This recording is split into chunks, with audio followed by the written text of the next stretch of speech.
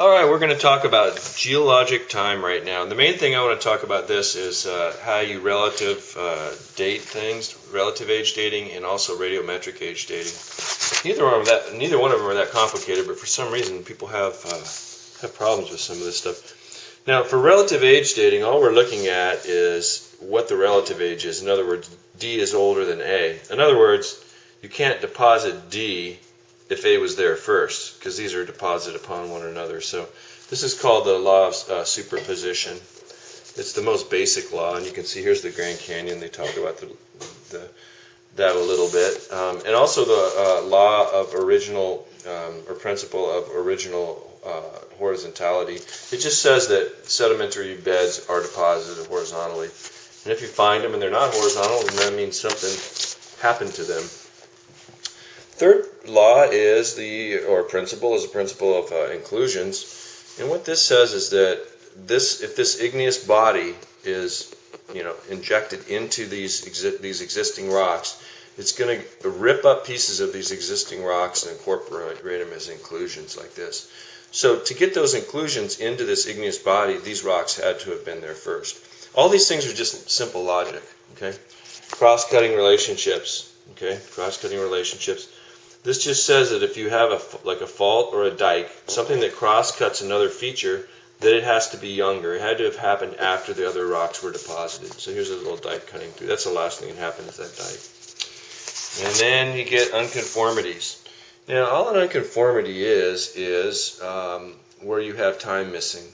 The rocks either weren't deposited or they were eroded off. And most of the time you don't know which is the case, but it usually doesn't matter unless you're trying to solve some specific problem. But there's three main kinds. There's a disconformity. We have igneous or metamorphic rocks in contact with in an age gap between some sedimentary rocks. You have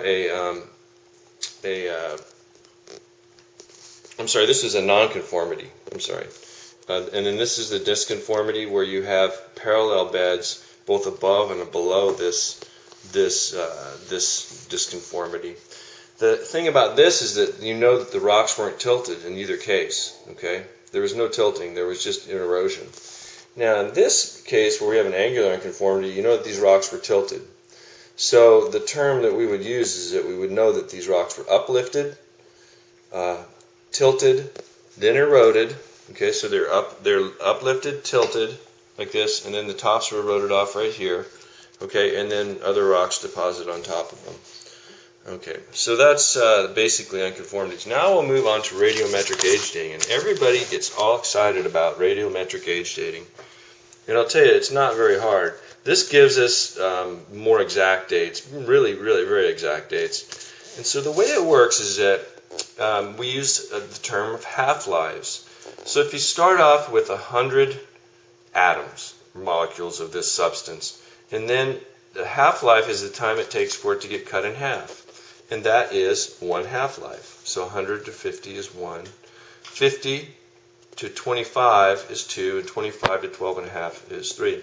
Now, that's the parent material. So when you have 100% of the parent material, this stuff is just starting to decay. Now, the decay starts mostly, in igneous rocks, it starts when the rocks cool, past a certain point. In living things, like when you're using carbon-14, it starts when the thing that has a carbon-14 dies. Okay, now I'm going to use carbon-14 as an example. It has a half-life of 5,730 years. So you go from 50% or 100% parent to 50%. That's one half-life. Okay, and we'll go over here. Here's my nifty calculator. One half-life, 5,730 years. That's the half-life. 1 times 5,730. Let's say that we go from 100 to 25. That's 2 half-lives. And guess what? 2 half-lives. That's 2 times the 5,730 or 11,460. Unless I did the math wrong. Then we go over here. Let's say we go from 100 to 12 and a half. That's 3 half-lives. And then 100 to 6 1/4, that's 4 half-lives. So just to follow that up, that would be 3 half-lives, or 3 times 5,730, you get 17,190, or 4 half-lives, 4 times 5,000 730 years. I didn't multiply that one out, but that's the way that that works. And you can see that